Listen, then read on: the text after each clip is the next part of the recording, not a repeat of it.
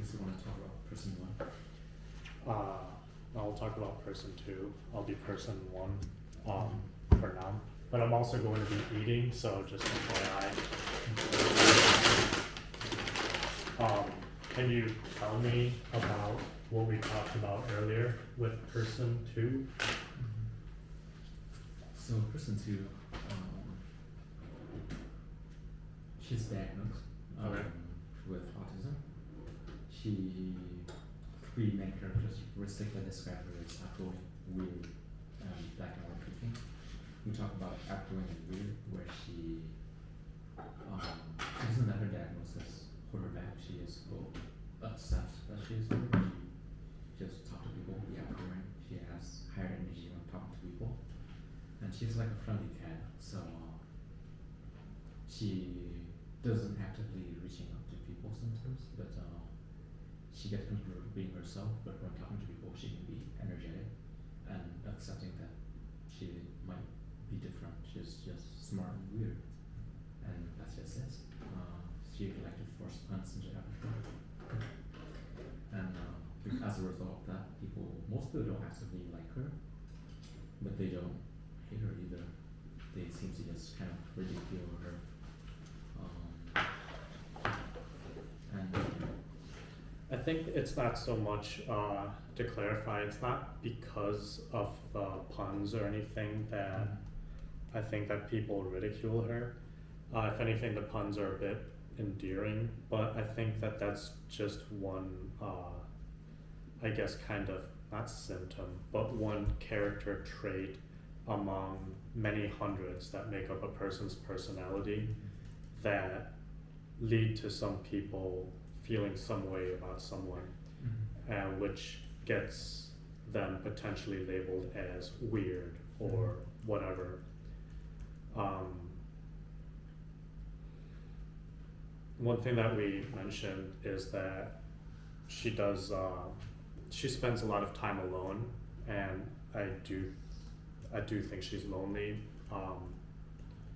though she doesn't really admit it, and that she is, I think if she had her preference, I can't fully tell whether she's introverted or extroverted. I do think that she might actually be extroverted. And that I think if she had her preference, she would rather be, with a group of friends, but because that's not an option available to her, she'll end up spending a lot of time alone, doing the things alone that I think she would rather do with a group of friends that don't exist. Regarding the app, I don't see her using something that currently exists. I don't think she actively seeks out friends.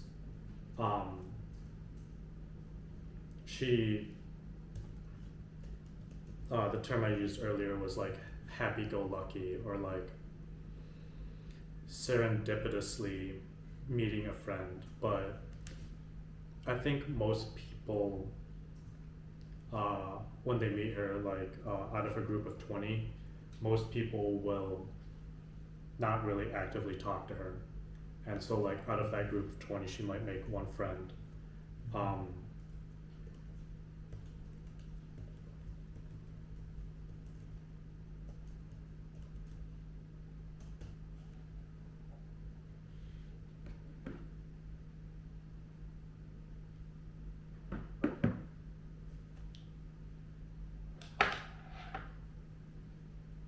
Yeah.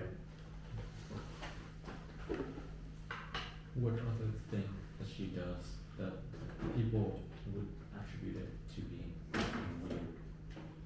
Well, I guess you can look at my actions right now, which I think many people would consider to be weird, because I'm here in the middle of a conversation and I'm getting up and standing, I'm about to eat while talking to you, while clearly on video. And so these aren't just a me thing, it's a thing that's I don't even know what the word idiosyncratic means, but it's just out of line with what are expected norms. And it's difficult to pinpoint any one specific thing.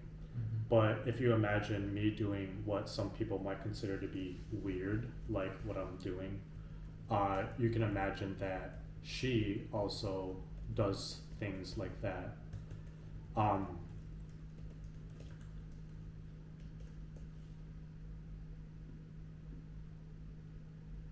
So her way of approaching things, whether it's in conversation or interjecting or speaking, is different with eye movements, with body language, just like with me, just like I assume with my mom. It's different, and people pick up on that subconsciously.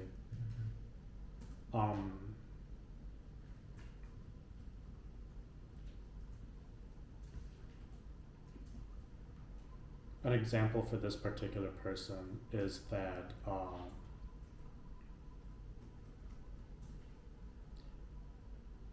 when it's her turn to speak in a social situation, I think she knows enough to generally not interrupt other people, though she does. But she tries not to. But when it's her turn to speak,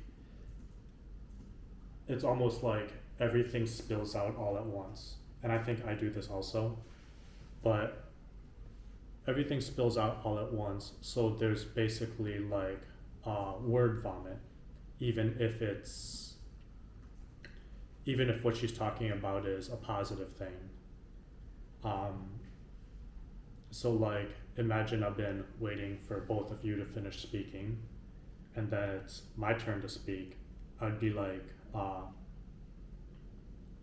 yeah, so like this pasta, it's just like that, speaking fast, excitedly, and then tripping over words. I mean, I do this also. And then making it so that by the end of her time speaking, people will not actually even know what the conversation was about. And for many neurotypical people, that's exhausting. And I know I do that also, but I think that I think with neurotypical people, that because it's exhausting, that causes an aversion to talking to her actively. But there are people who I think mostly understand people like her, and that includes me, which is partially why I think something like what we're trying to build can help.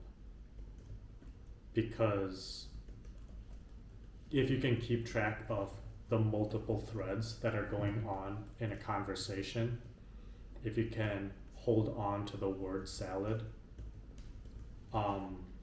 it's kind of exciting, especially if there's an interesting and brilliant mind that's behind all of that.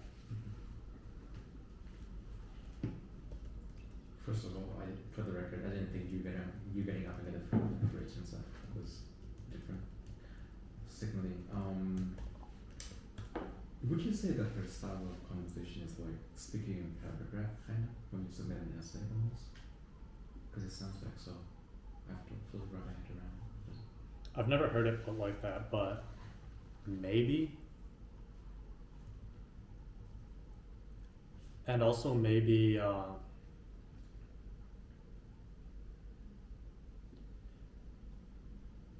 and maybe that style of conversation would actually work well if she were talking to a computer.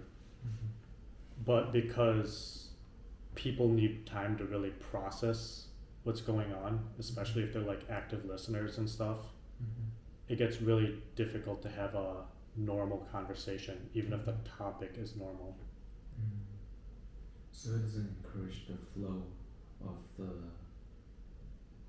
idea it's more like you are given a prompt, you respond to the prompt, kind of. That's what my understanding is. Actually, yeah, to use the chat GPT analogy, which it sounds like you just kind of did, it's just like you throw everything at it and then the AI will respond how it does. Whereas with a human, if you throw everything at it all at once, and I'm definitely guilty of this, it has, they get confused or they have a hard time processing what the conversation is about. And that can be frustrating to some people, not like on a angry way, but more of like a mild irritant way. Actually, yeah, maybe that is a good way of describing it. It's that, like, I'm sure you've been in a situation where you're talking to someone and you're in a conversation that you can't get out of, and it's kind of a mild irritant where you don't know how to get out of this conversation. And so it's like you don't hate the person, but you just maybe kind of avoid them a little bit.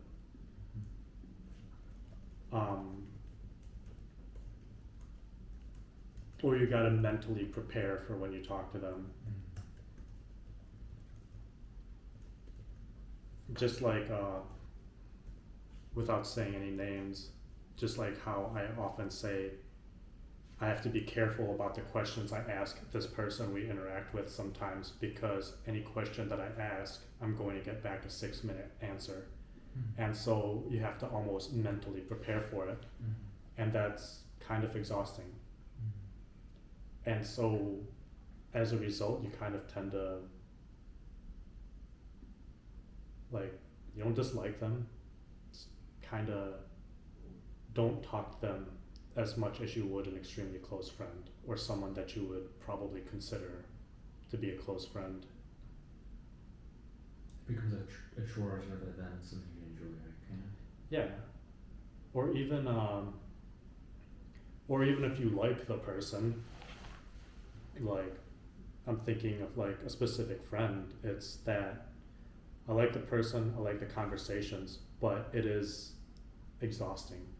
And so I have to actively limit how much I talk to this person.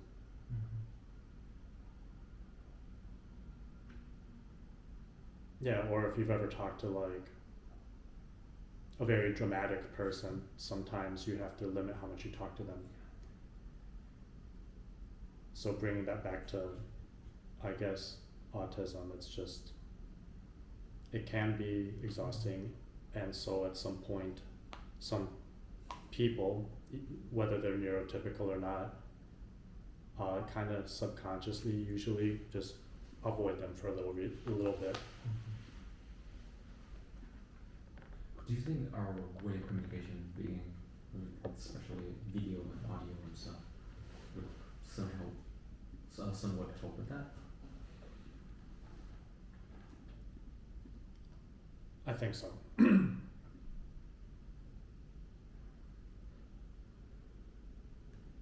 I think so, yeah. So I'm talking to someone, you might see on the board, like Luma for Halloween party. I'm talking to someone that is helping me, like we're all in a shared friend group and I don't know the person too much. And we're talking via text. And then I find myself kind of frequently deleting something that I've sent to her because I'm like, oh, I'm oversharing, or oh, she doesn't need that detail, or whatever. And I'm guessing at some point that looks weird, that I have so many deleted messages, but it also, if I left them on, it's like feeling too weird. It might feel weird that I'm trauma dumping or whatever on her. But imagine it's a video and the video is limited to 1 minute. And so instead of texting an entire paragraph, it's a video that you have to create. You can delete your video, or you can try making your video again. But imagine if you're having kind of a conversation about something, and then in my video that I send over the app, I just talk about my thoughts, and then I just kind of send it. Let me think, why would this work better? It doesn't, why would this be better than text? It's not that I'm second guessing myself, it's just that I'm wondering how to put it into words, why it feels better.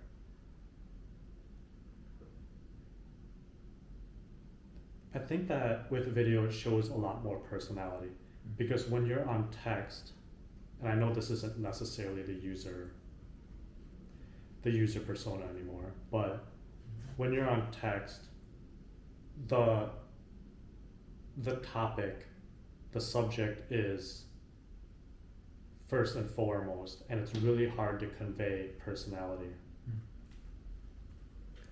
Now imagine I'm on video, and it doesn't even have to be on me. It can be of the pasta that I'm not eating yet. And I'm talking to the video, even though the video is on the pasta. And then let's say I have a cat, Mr. Fluffy, and he jumps on the couch. And then so I swing around in my video. I'm like, oh, look at Mr. Fluffy. He's being so cute. Man, I think it's gonna rain today. Like, if that's my 1 minute video talking about pasta, switching to the cat and talking about rain, that shows 1,000 times more personality. That might not come across if someone asked me what I'm doing today and I'm like, oh, I'm just eating lunch. I think I'll have pasta. Because then texting, oh, Mr. Fluffy jumped on the couch and I think it's gonna rain today, that doesn't convey well over text, but it conveys very well over video, especially when there's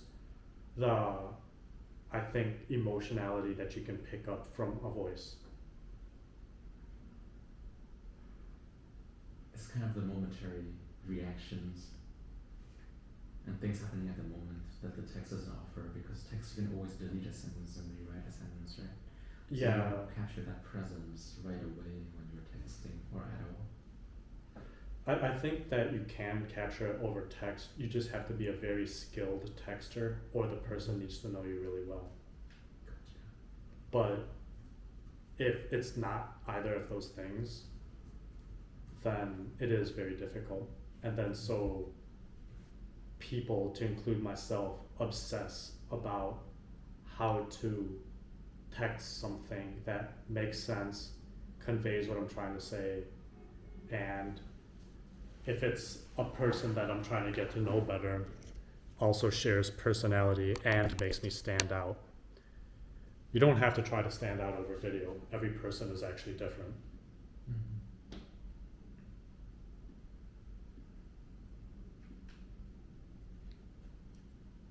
And if we limit it to 1 minute videos, you can say a lot in 1 minute. But it's not an all day thing. So yeah, if we didn't limit the videos and it was like 14 minutes long, that would be potentially tedious on the person. And I'm sorry for the videos you had to watch of me talking about things. I know that was an hour and 15 minutes. But if it's limited to a minute, you know, you're not discussing in detail business plans or, you know, war plans or whatever. Hopefully you're conveying personality. And so I think that if you want to talk about things more in depth that you can't fully capture in 1 minute, the idea is to get off the app, which I think maybe we should even have it prompt them eventually, hey, like, why don't you take this offline, meet up. And that's applicable whether, we could even make that a questionnaire. It's like, hey, you and this other person are talking a lot. Mm-hmm. Why don't you take us offline and meet up? And you can respond one of like a multiple choice. I'm not ready for it yet, or, you know, I'm not in the area, or just don't have time, or something. Mm-hmm. Or yeah, let's definitely meet up.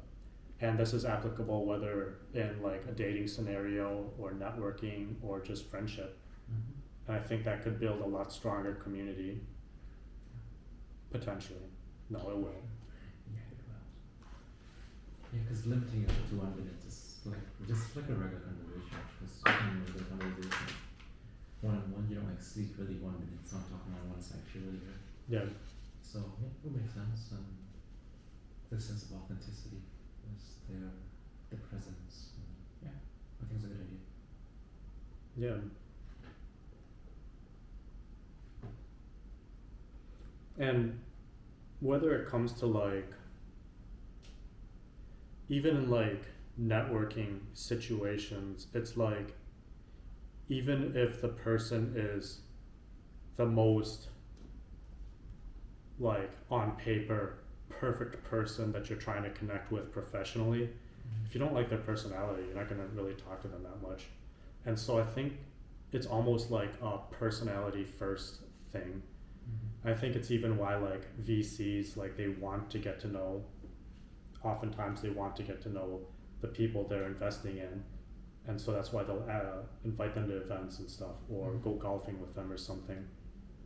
So it's applicable across the board, unless you're a doctor talking to your patient. I don't think it's applicable in that sense, but for the most part, I think personality and conveying that personality is probably one of the most important things. Yeah, I agree. And the pull of current dating apps is like pictures and statistics and demographics. It doesn't really convey a personality. It's like a preference of a very superficial external characteristic. That's not personality. It's hard to. You can, but it's harder. And the video will convey it way better. The way someone talk, the way someone perceive themselves is really easy to perceive through like a video format. I think. Yeah. It's a good idea. And like,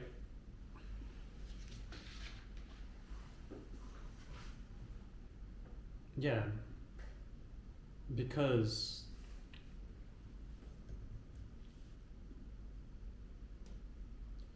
I mean, when it comes to building a community, like appearance still matters a little bit, but for the most part, it's personalities. When it comes to like long-term relationships and stuff, I'd say there's a large component of personalities and stuff there. Yeah. And especially when it comes to like platonic friendships, I'd say personality is like the number one thing. Yeah.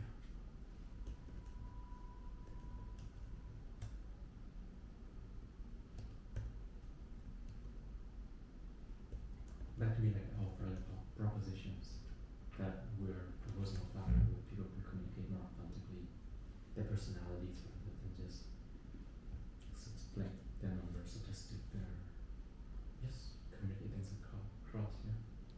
Yeah, actually, I even like that. Because even